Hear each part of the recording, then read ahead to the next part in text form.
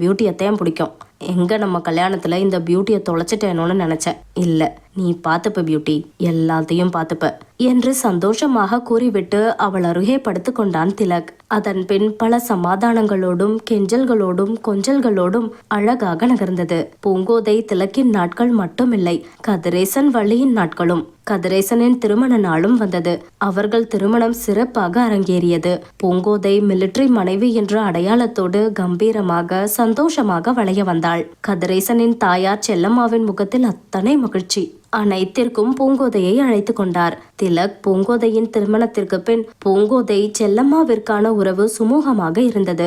திருமணத்தில் திலக் கேலி பேச கதிரேசன் கேலி பேச்சுக்களை அவன் பக்கமே திருப்பினான். திலக்கிடம் பலரும் நற்செய்தி கேட்க திலக் பூங்கோதையை பார்த்து புருவம் உயர்த்தினான். பூங்கோதையின் முகத்தில் வெட்கம் படர்ந்தது. பார்வதி ஆச்சியும் முத்தம்மா ஆச்சியும் அவர்களை ஆனந்த கண்ணீரோடு பார்த்தனர். திலக் பணிக்கு திரும்பும் நாளும் வந்தது. பூங்கோதை மனதில் சில வருத்தங்கள் இருந்தாலும் சில எதிர்பார்ப்புகள் இருந்தாலும் அதை திலக்கின் ஆசைக்காக அவன் லட்சியத்திற்காக தன் மனதிற்குள் புதைத்து கொண்டாள். திலக்கும் பலவிதமாக பக்குவமாக பேசி அவளுக்கு புரிய வைத்திருந்தான். சில சத்தியங்களோடு. திலக் கிளம்புகையில் பூங்கோதை முகத்தில் அத்தனை உணர்ச்சிகள். அதை மறைத்து கொண்டு புன்னகையோடு தன் கணவனை வழி அனுப்பினாள். தனக்காக தன்னை மாற்றிக்கொண்ட தன் எதிர்பார்ப்புகளை தவிர்த்து கொண்ட மனைவியை அவனுக்கு இன்னும் இன்னும் பிடித்து போனது. தன் மனைவியின் நெற்றியில் இதழ் பதித்தான் திலக். அவள் தன் இமைகளை மூடிக்கொண்டாள். அவள் மறைக்க நினைத்த கண்ணீர் அவன் பாதம் தொட்டு சென்றது, ஏதோ யாசிப்பது போல். திலக் திரும்பி பார்க்காமல் ரயில் ஏறி சென்றான். வழக்கம் போல அவர்கள் அலைபேசியில் பேசிக்கொண்டனர். பூங்கோதை கருவுற்று இருந்தாள். அலைபேசி அவர்கள் இன்பத்தை செவ்வனே அலையாக்கியது. பூங்கோதையிடம் என்ன வேண்டும் என்று அவன் கேட்க பூங்கோதை மௌனத்தை மட்டுமே பதிலாக தந்தாள். உன் அருகாமை என்று எப்படி சொல்லுவேன் என்று பூங்கோதை மனம் தவித்தது. அவள் வளைகாப்பு நாளும் வந்தது.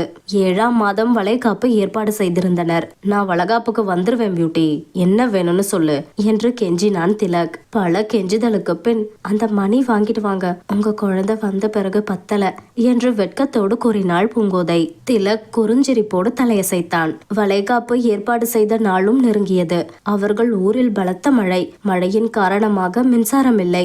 அலைபேசி தொலைபேசி அனைத்தும் அதன் பணியை நிறுத்தி கொண்டது. வளைகாப்பு நாளை மாற்ற வேண்டாம் என்று முடிவு செய்தனர். திலக் அன்று காலை வருவதாக இருந்தது. ஆனால் அவன் வரவில்லை. பூங்கோதையின் மனதில் பயம் படர ஆரம்பித்தது.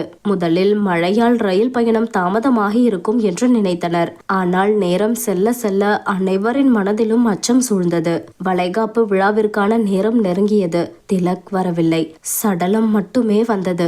அவன் பொருட்களும் அதில் பூங்கோதை கேட்ட மணிகளும். நாட்டிற்காக தன் கணவனை இழந்து நிற்கிறாள் பூங்கோதை. அவளை இந்த சமுதாயம் எப்படி பார்க்கும்? ஓர் சுமங்கலி பெண்ணிற்கு கொடுக்கும் அதே அங்கீகாரத்தை